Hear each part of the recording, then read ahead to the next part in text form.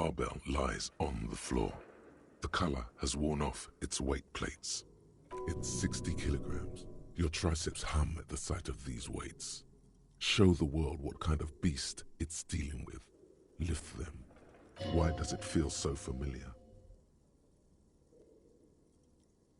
No, it's not that. It's the stale smell of rubber, the squeaky sound of sneakers, your bruised knee against the mat, and a whistle. Then the feeling is gone. It's just a memory from another life, when you were young and fit.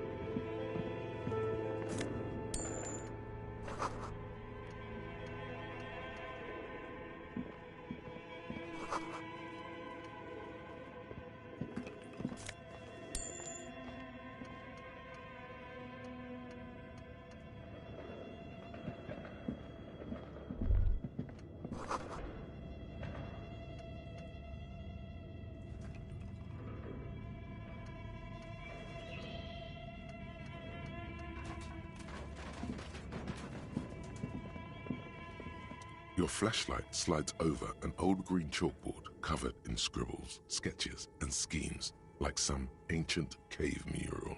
Some of the writing has faded with age, but you can still make out sections here and there.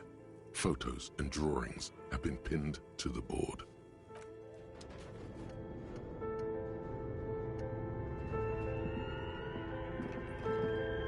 This old fireplace is covered in lines drawn in blue and red marker, the mesh spreading over the stone like blood vessels on alabaster skin. It looks ghostly and strangely ancient. Radio frequencies, it seems. UKV 123.6, UKV 123.7, UKV 123.9. Some written notes, too. Sparse and cryptic. Unclear. It looks like a cardiovascular system split into veins and capillaries. Very advanced. Perhaps the web is comprised of radio stations, all lead back to one red heart, titled the Game Master Frequency. A note says, this one can listen in on any station it wants. Looks like a surveillance program. Someone very important. The leader of a massive on-air game built by these people. Whoever decides to call in to a call-in station, it looks like. A list of names under the stations suggests people across 6 Isolas would be playing. Muindi, Insulinda, Kotla, Grad, Samara, and even Il Mara. All of this is gone, left unrealized. There's no way a little basement studio working here could pull anything like this off. My God, it's as if the less money they had, the more ambitious their project became. The schedule, I know doom when I see it. The company was running out of funding. Nothing It's just lines on marble, an echo from times long gone. No one has used the fireplace in ages.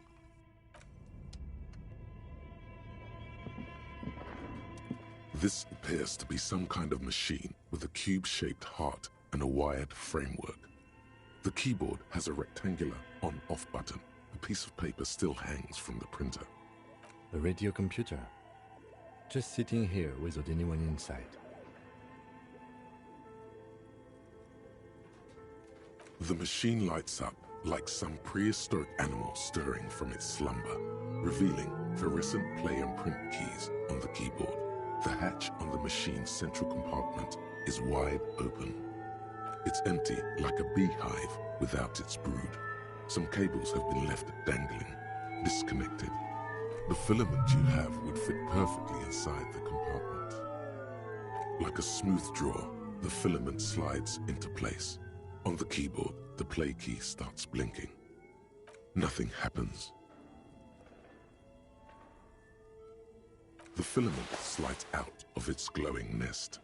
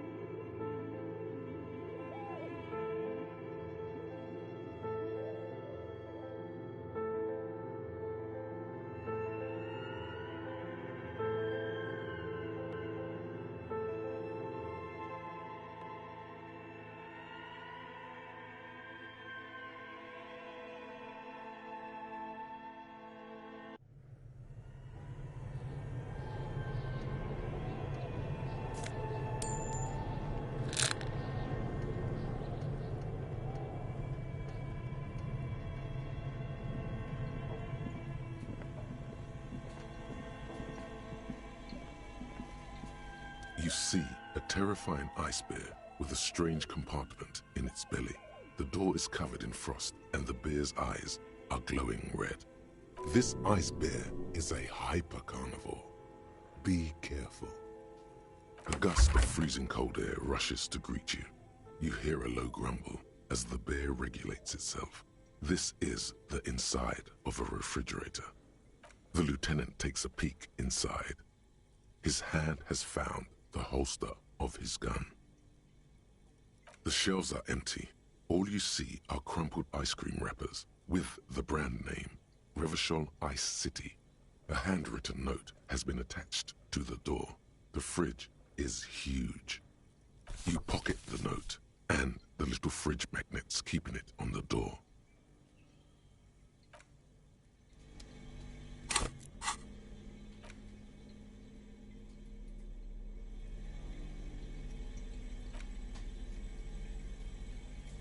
The note is written with a blue pencil on a piece of lined office paper. The kitchen magnets have left spots on its surface. Does it say anything interesting? This is tangential at best, but the lieutenant's detective instinct is still active. Someone has scribbled, S. I can't believe the off-site copy is still here. The illiterate ginger kid keeps stealing stuff from the studio, so I had to hide it somewhere safe. You'll find the filament memory with the off-site copy in the frozen ice cream maker. Please take it home, ASAP. It's important. I'd do it myself if I lived in a civilized place with a freezer. Take care. Sully Swaff. Someone who owns a radio computer? My guess is as good as yours, officer. It belongs inside a radio computer, storing its memory. It's like a tape. You listen to disco tapes, right? It's like one of your disco tapes, only for a computer. It's like the production schedule you found. Only this one's an off-site copy. I don't know. I assume it's somewhere close to the ice bear fridge.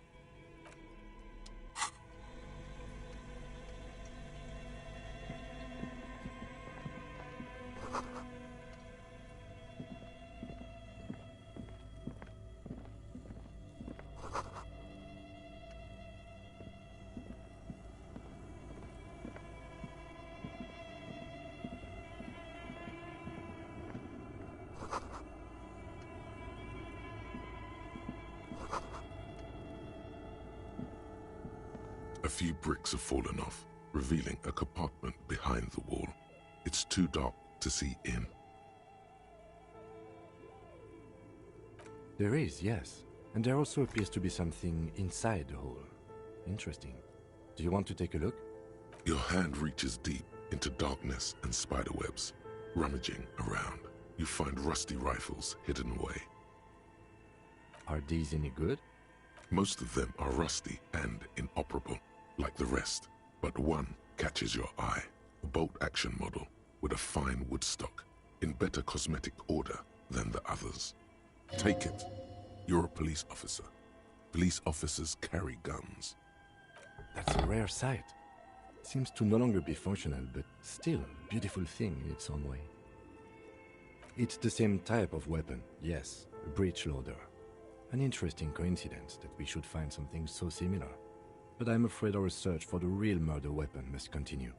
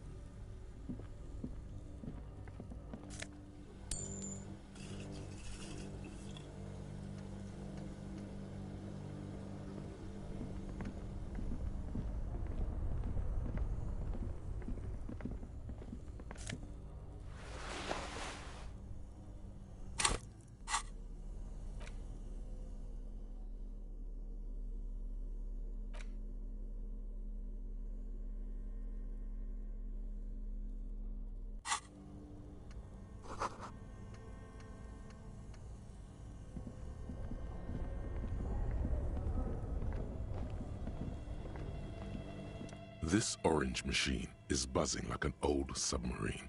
It has a hand-cranked ice cream churner on top and an electric freezer that appears to be frozen shut. Turning the crank feels oddly satisfying, like stirring your childhood dreams. In the distance, you hear water dripping. It's all gone now. You'll never become a poet or an entrepreneur. What better to assuage the creeping sense of failure than some frozen fat and sugar? You slip your fingers under the frozen lid, but the ice is too cold for you to get a good grip. A pry bar would come in handy here. If you want to try again, then you need to have the pry bar in your hand, detective. Equip the pry bar by going to the Tools tab in your inventory.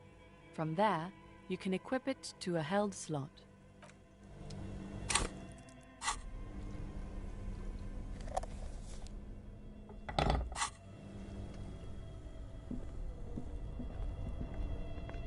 Two cables are plugged into the breaker box. The red one leads to the ice bear fridge and the black one to the ice cream maker nearby. Something close to you dies with a soft electric purr. Why did you do that?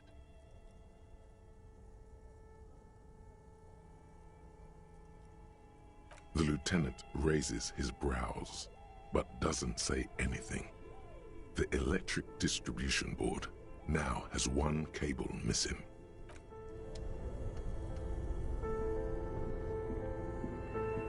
This orange machine is dead still. It has a hand-cranked ice cream churner and an electric freezer. The ice around it slowly melting.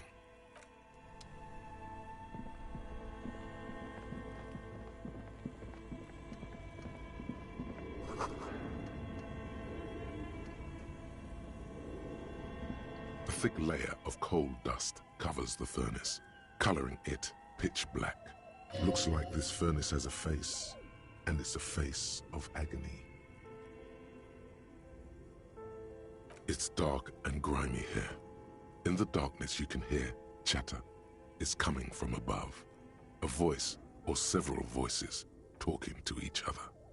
Near the smoke chamber, upstairs. The echo is so prominent, it's impossible to discern what the voices are saying or what's producing them. What are you doing? Wait, really? We should investigate, See if someone's upstairs.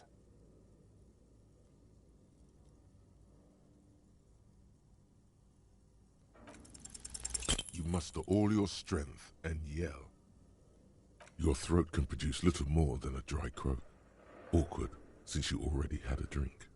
A lifetime of smoking and drinking will do that to you. The chatter from the chimney continues on as before. You seem to have made no impression on whatever's up there. Then again, maybe it's worth actually trying something up there. Maybe you should let your voice rest, officer. Try again later.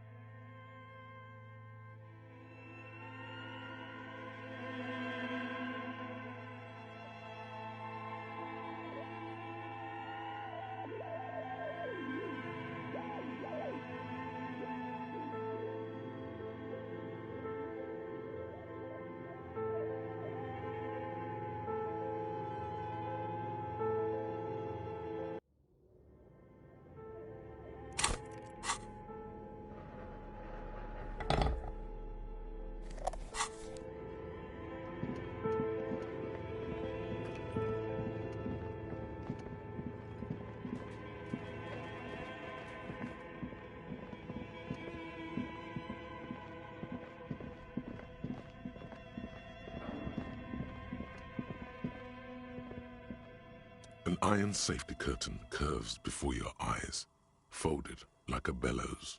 It covers half the room, blocking the way into a colossal industrial chimney.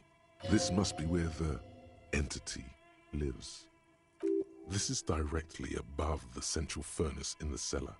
The voices probably came from here. Again, your voice becomes a raspy croak mid-sentence. It's silent in the abandoned office building. No one answers you. A sudden bout of self-pity comes over you. You took your shot and still missed. Well, you did your best, champ. Shame it wasn't good enough.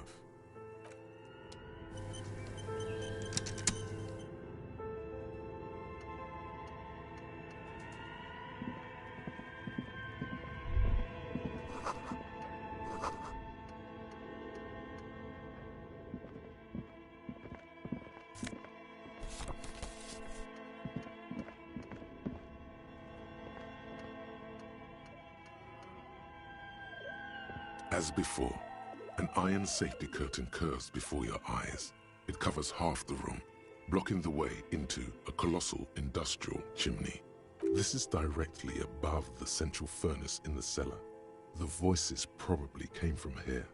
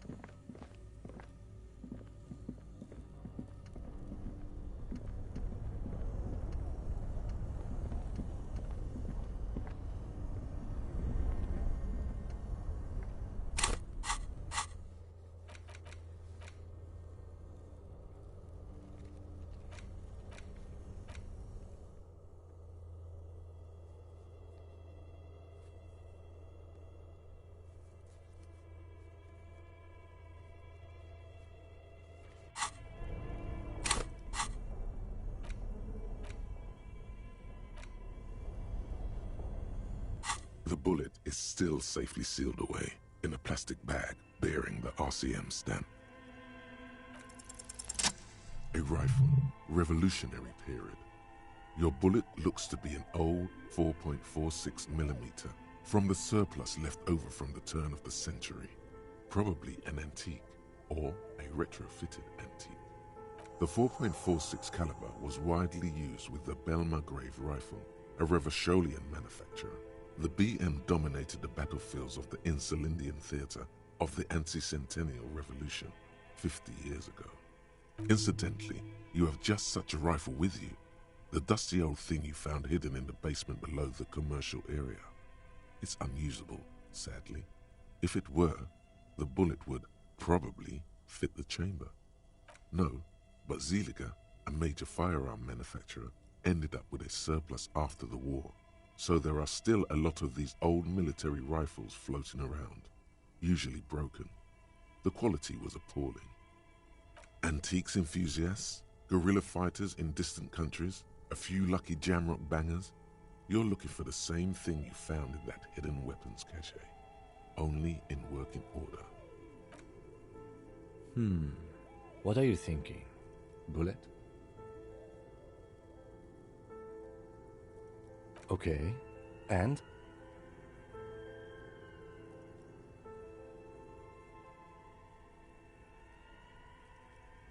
An antique.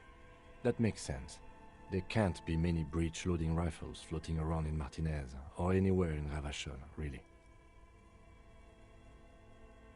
I have to hand it to the monarchs. It's quite admirable that they took the advice of criminologists last century and banned the use of breech loaders in peacetime. Some new RCM recruits get impatient with their muzzle loaders once they've trained with military-grade weapons, but they realize it's worth it in the end.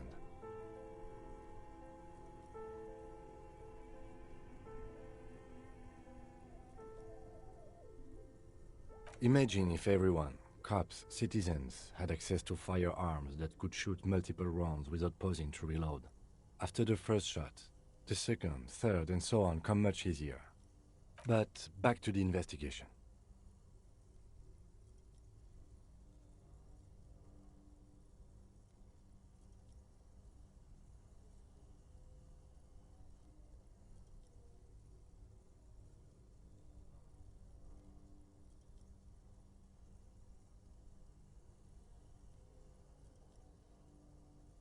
Mysterious? Okay. Either way, we'll know when we find the gun.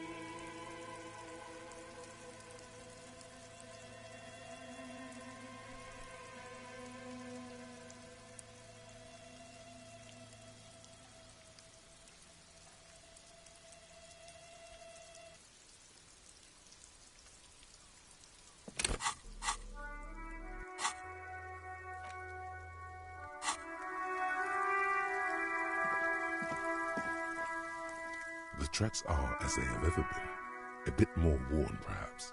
Fortunately, the street sweeper still hasn't noticed their presence.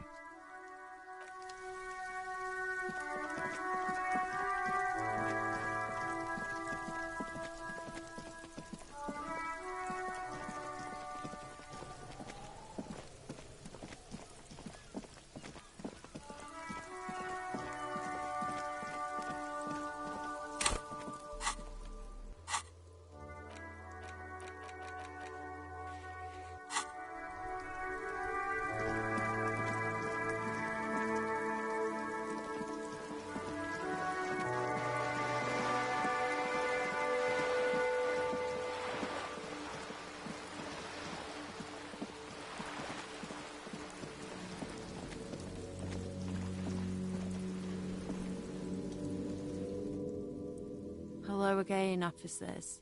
Have you come to admire my mural?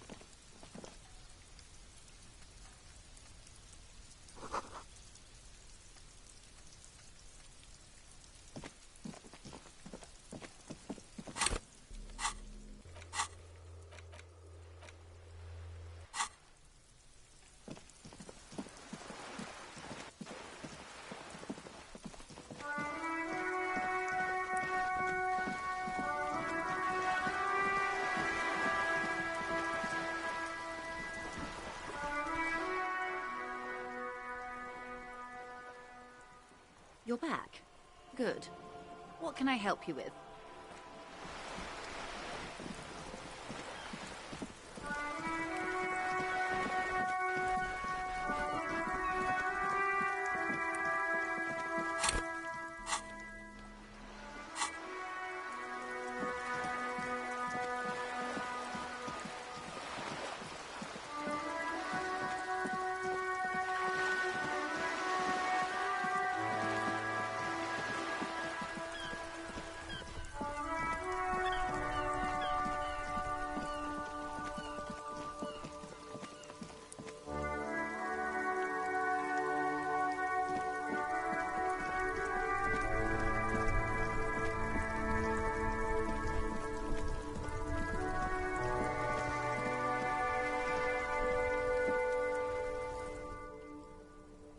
Vigilance officer? What can this old carabinier do for you? What is this? Are you mocking us? This isn't for pétanque. Now. No need to get angry again, René. I'm sure the officer tried his best. It's not like there's a bull kiosk here in Martinaise.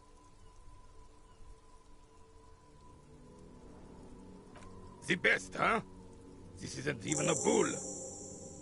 But fine. I guess you did attempt to right your hooliganism. Consider it forgiven.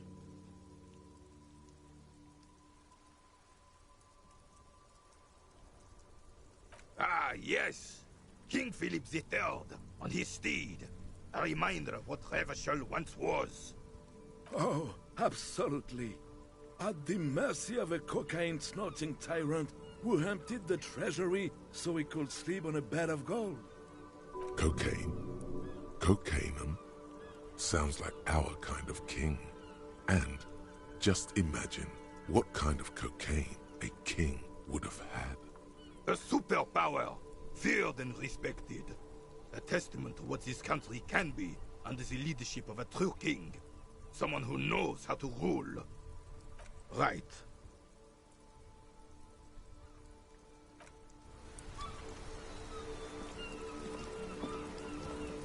Officer, the mere sight of police in Martinaise makes me feel safer already. How can I help you?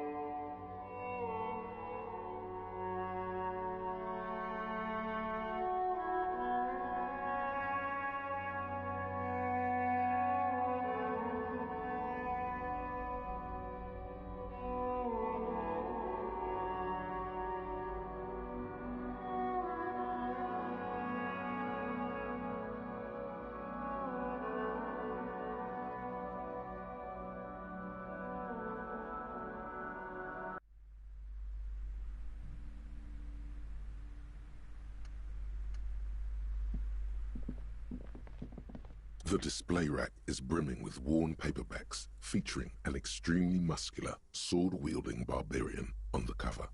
Nearly all the titles contain the word Hyundai somewhere. Oh yes, certainly. Another good sale.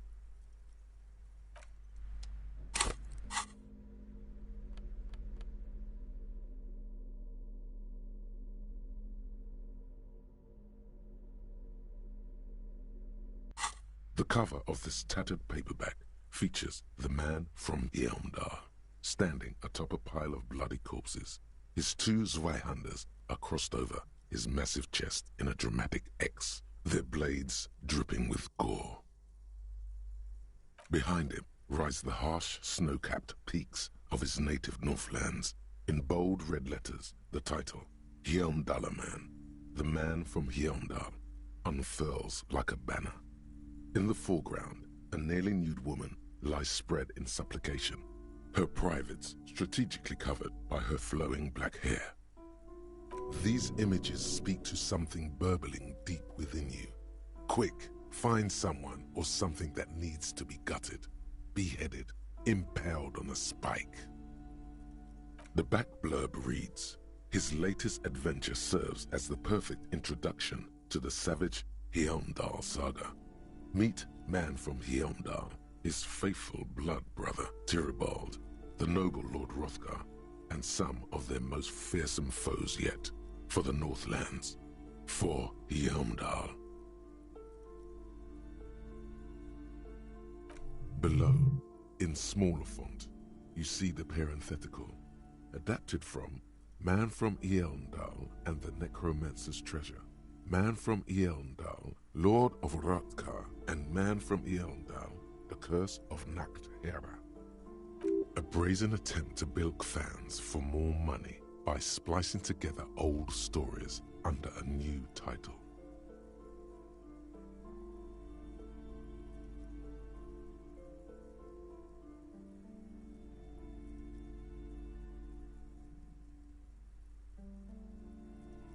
People find comfort in familiarity, remembering old experiences, looking at old photos, reading old stories. The story opens in media res. The man from Yeomdal and his band of northern reavers are in the bowels of an ancient temple, surrounded by an army of gibbering whites, led by the deathless necromancer. One by one, the brave Northmen fall to the relentless crush of undead, only to join their number as reanimated corpses. By nightfall, only the man from Yeomdal and his blood brother, noble Tyribald, are left standing against the dead horde. It is an honor to die by your side, brother, Tyribald cries, as his battle axe beheads one of their reanimated comrades. 9, Tyribald. The man from Yeomdal bellows over the army of flesh and bone. Have courage, for the Northlands, for Yeomdal. He leaps to the mezzanine to face the black-eyed figure, and like a mad ice bear, whirling twin Zweihanders, Sturm and Drang, he plows through the ranks of the deathless, surrounding the necromancer. The writer has never held a sword in their life, let alone two-handed swords at the same time. It is physically impossible for a human being to effectively dual-wield Zweihander swords in any kind of real-life combat situation. And with deadly finesse, his twin blades scissor the necromancer's head from its body. The undead legions collapse like ragdolls as the dark magic leaves them, and the two Northmen stand alone in their cursed temple, where the bodies of their lost brothers litter the floors.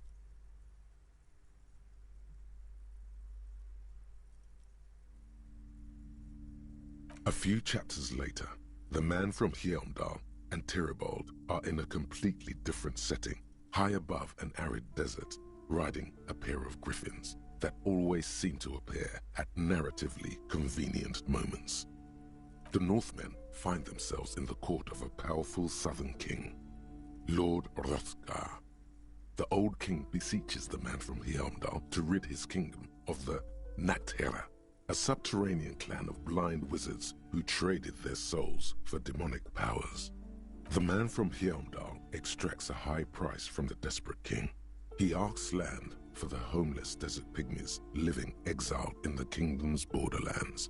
Hrothgar offers the hand of his eldest daughter instead, but the Son of Winter does not budge. What do you mean?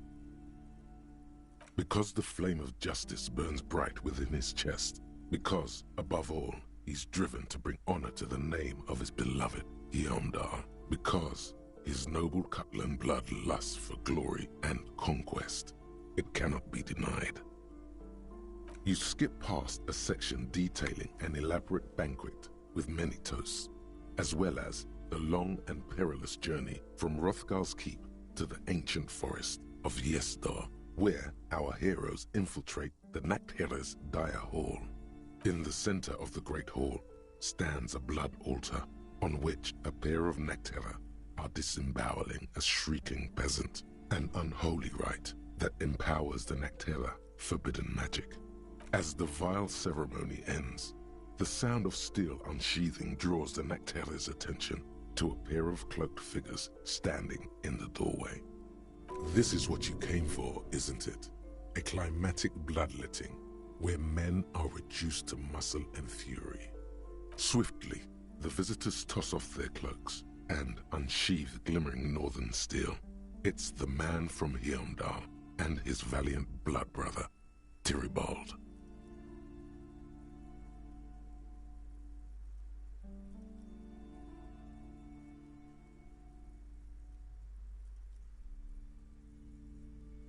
In an instant, the Nachtherre summon a horde of gibbering orcanoids who rush our heroes. The hall fills with the clang of blades and the screams of the dying as the floor goes slick with steaming orcanoid viscera.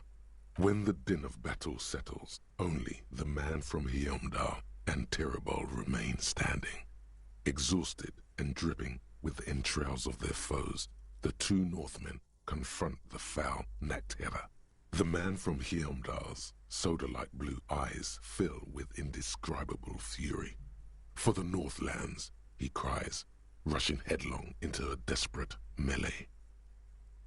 He probably is, but you can't be sure, 'cause this one ends in a cliffhanger and a footnote saying, "To be continued in Heimdallaman at the Gates of Tomorrow." Coming soon to your local bookstore. Considering the sheer amount of different Heimdallaman books out there, it's very unlikely you're ever gonna find the sequel. The man from Heimdall stares at you on the cover, his face fixed in grim resolve.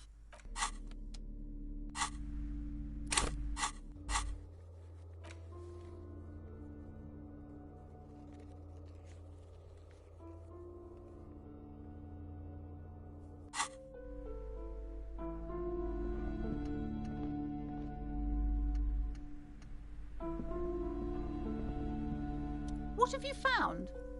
And also, do buy the books. There may be teachings in them.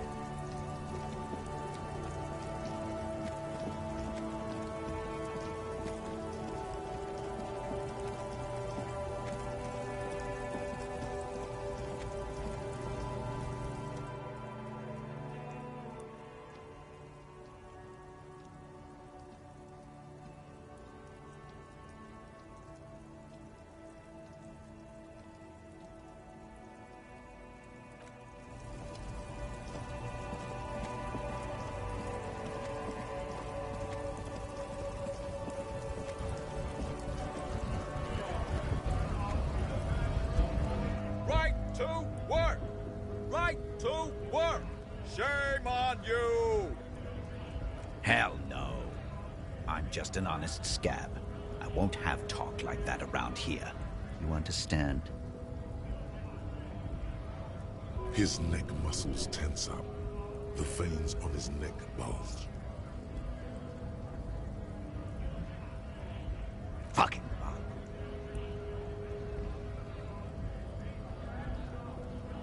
How about you fuck off now, huh? Okay, of course. There could be weapons aiming at us right now. Somewhere above, in the buildings. The other merc. Don't push this, he's thinking. This is not the time. The man's breathing steadies, but his eyes are still narrow. Slowly, he's trying to get his right-to-work dance back on.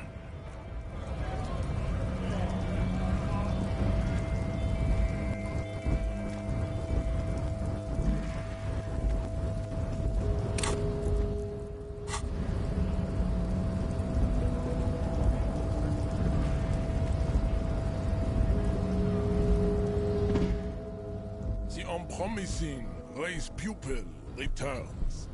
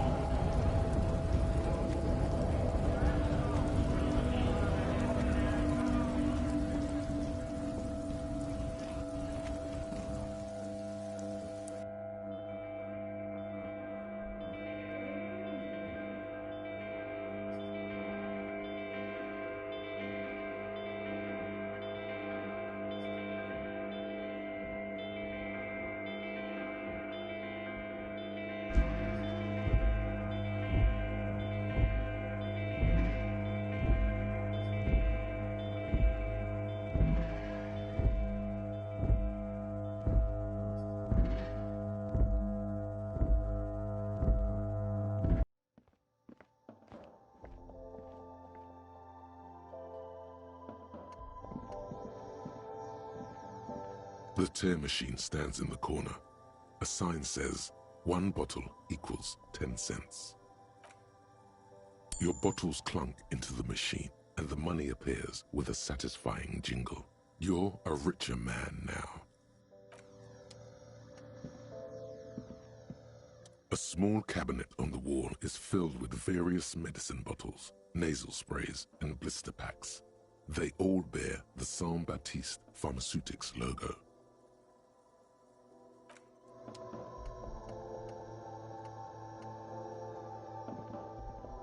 A colorful display of cigarettes and alcohol bottles line the shop wall, inviting you closer. Again, I'm obliged to inform you that both alcohol and cigarettes damage your health. Huh? Speed. Like. Speed. Speed. No, Frit doesn't do that. Of course not. Frit is an establishment that acts within the law. Is that all, detective? Ah. What's the point if they don't even sell the good drugs?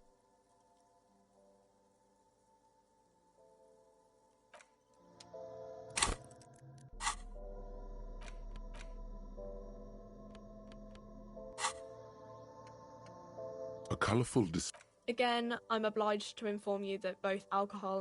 Here you go, mister.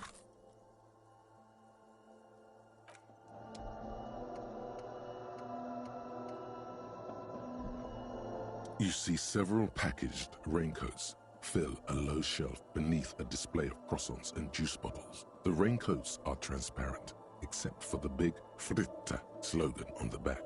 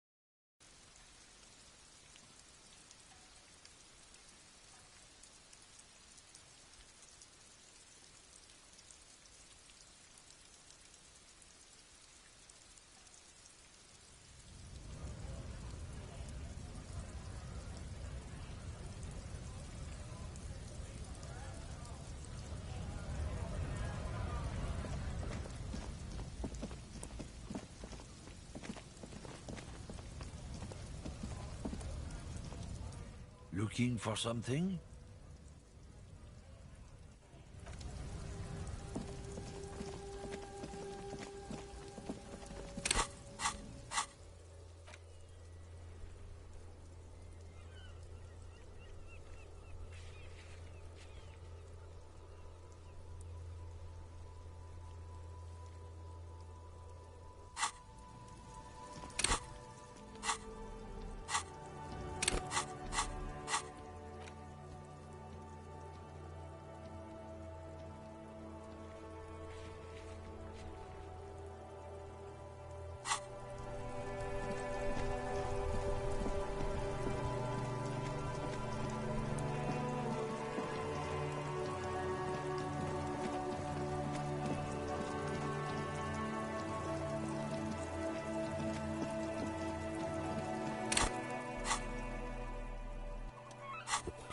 It's the ledger you found in the trash, a cabbage of papers hanging from the board, with the permeable drawer inside.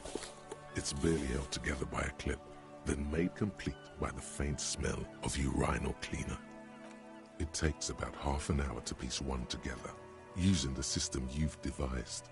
Which one do you want? Murder.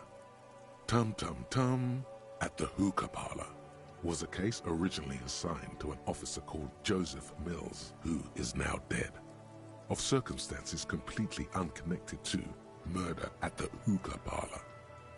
Beaten to death by a throng of Villalobos gang members when him and his partner J.M., only initials mentioned, answered a call one night. It's a sad story, and it isn't really represented in your case files. Stop stalling and get to the murder at the hookah parlor. Joseph Mills was on this case that he just couldn't solve, was doing it solo, said it was a real nutcracker, a real brain twister, was on it for, like, a month. The captain got impatient. Shit or get off the pot, Mills. Mills didn't get off the pot, not yet. He kept at it for a couple of weeks more, racking his brains, running with every theory, as outlandish as they seemed. Still couldn't solve the murder at the hookah parlor. Tough case, he said. Toughest he's ever had. No, he was awful. Awful sense of humor, too. The worst jokes you've ever heard. Really rapey. Still, he'd been on it for months now. Said it was the final case. Said it was uncrackable. That murderer vanished into thin air.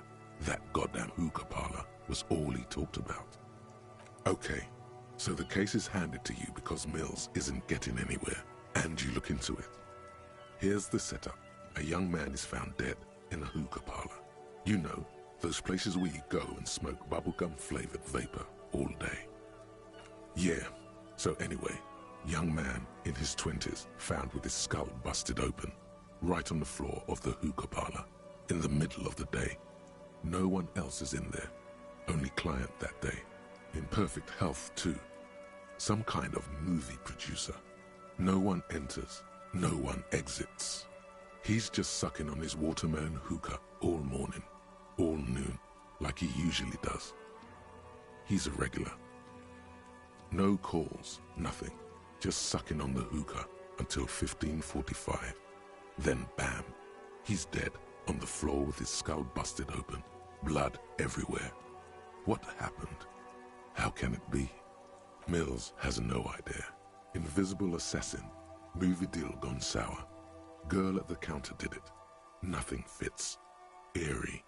Man just dropped dead. So you go to the parlor. You see cushions around the table.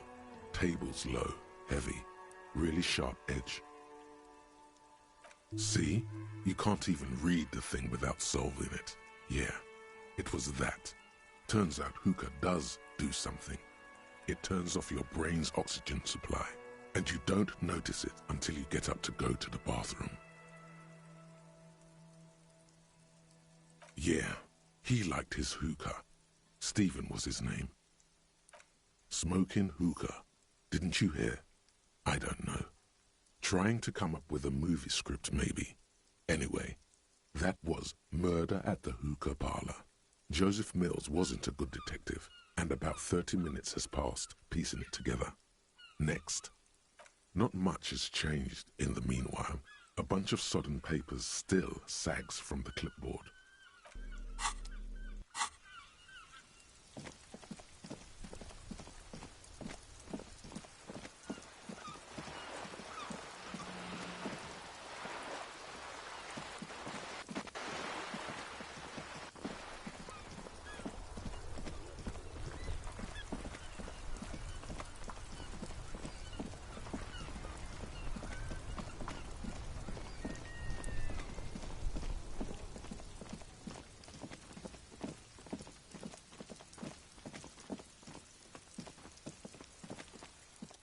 G'day to you, officers.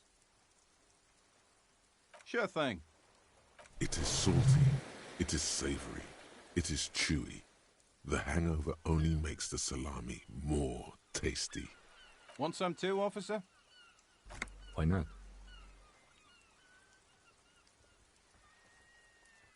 Sure thing. It is salty. It is savory. It is chewy. The hangover only makes the salami more tasty. Want some too, officer? Why not?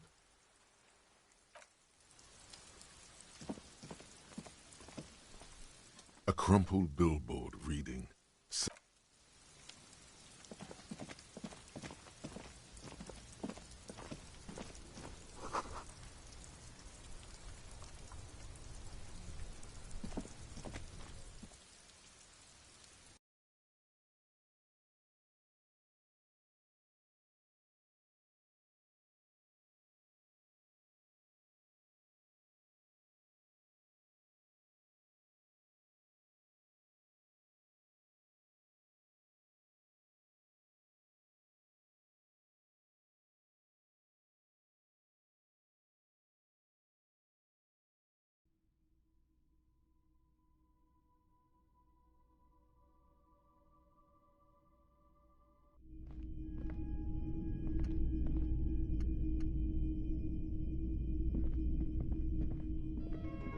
wow, a very large red t-shirt with an impressive print stands out from the other garb. Oh yeah, the print depicts a muscled man striding toward you, a giant sword in each hand, encircled by burning embers. Behind him is a cluster of cabins engulfed in flames. Beneath him are the words, Hjelmdal burning. Smells like worn cotton and a little old sweat there. Worn cotton with a side of flea market or trash bin. Sniffing is okay, but please don't try anything on. Can't have you leaving your photon emissions in the fabric of things you're not going to buy. You're not imagining it. Photon emissions? What is he talking about? Hell yeah, man. I don't usually carry printed tees, but this one was just pure exemplar. A fan? No, I wouldn't go that far. But I do think the Hjelmdalaman saga is an integral part of our shared reality. Most people don't think that the man from Hjelmdal really existed, but they're wrong. 2 real. That's dirt cheap. But why?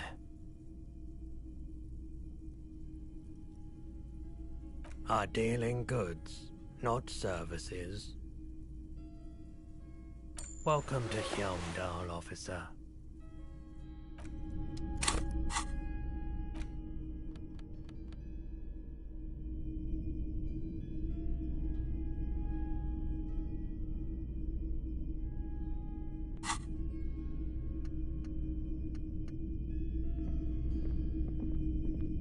Hello, hello. Let me know if I can help you with anything. Sure, let me have a look. Anything else you're thinking of selling?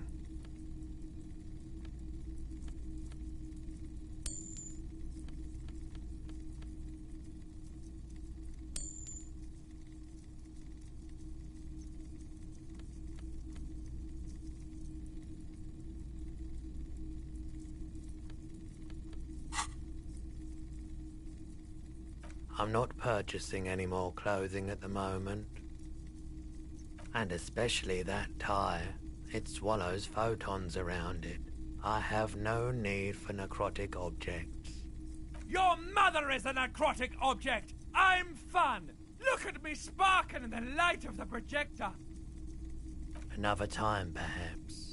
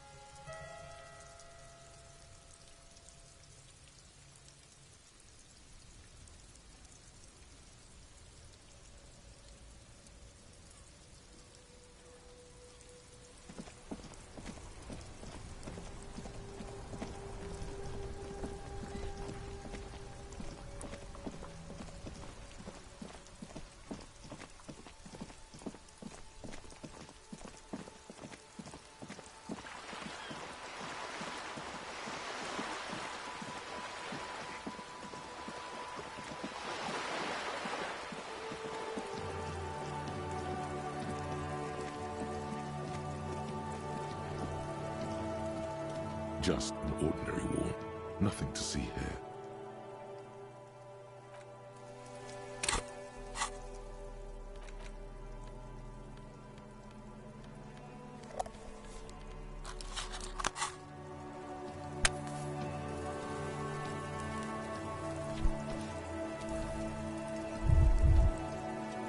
Just an ordinary wall. Nothing to see here. Yeah. Why?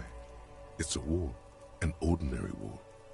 Why must we stop to look at this wall every time we pass by? We have business to attend to.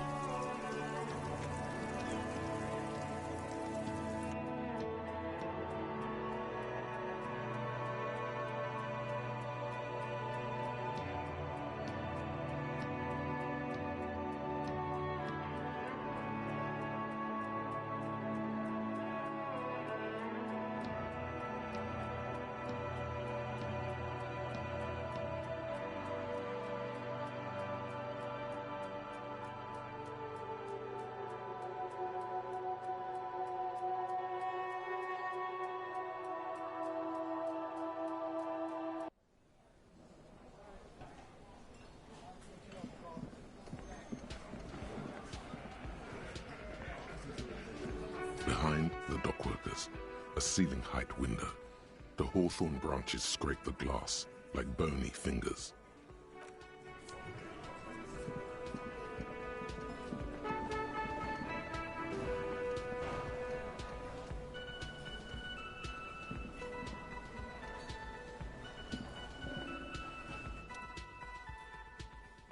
Can I help you? Got the 20 real? Good. You got the room for the night, but remember, you'll need another 20 real tomorrow. How could anyone forget, asshole?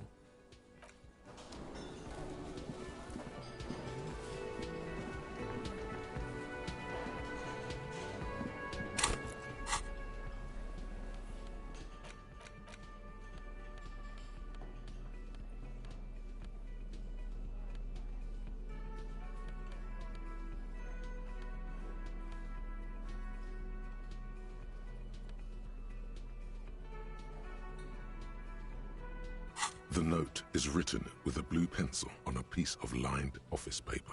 The kitchen magnets have left spots on its surface.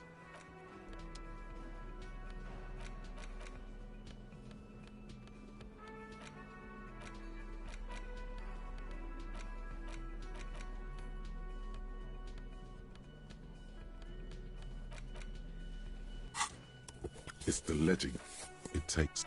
This one, the mural, True Love, people call it. The graffito crew is easy to track down. Only the bell lecture. The crew agree. The 9,000 people subjected a staggering 78% of vote. No one cares what you believe in, man with the smelly toilet ledger. What do you want to tackle next? Or AKA, you were Leslie, the only way for Leslie to stop flashing his threatening. It's plain to see from the files that good. He must have, in the process, killed them. He came out, can't get out, which is also why the officer, it would be, that's all you got. Who knows? Don't worry. One day.